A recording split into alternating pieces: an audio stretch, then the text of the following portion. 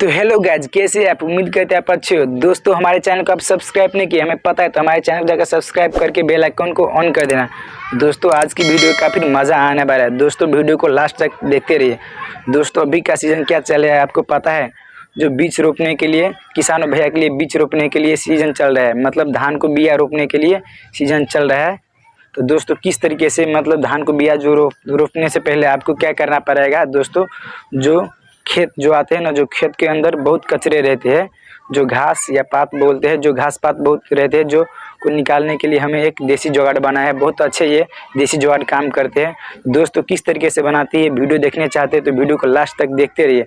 दोस्तों, ये वीडियो ज़्यादा दोस्तों के साथ शेयर करें ताकि अपने घर में दोस्त अपने घर में बना सकते हैं ये जुगाड़।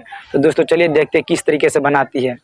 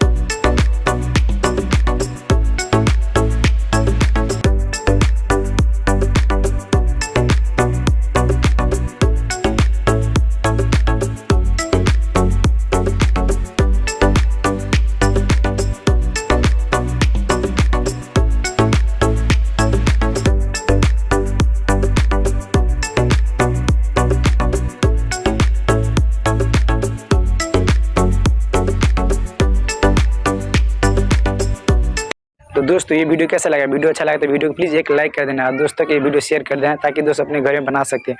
तो दोस्तों, चलिए वीडियो को हम यहीं पर रखते हैं। तब तक के लिए बाय बाय।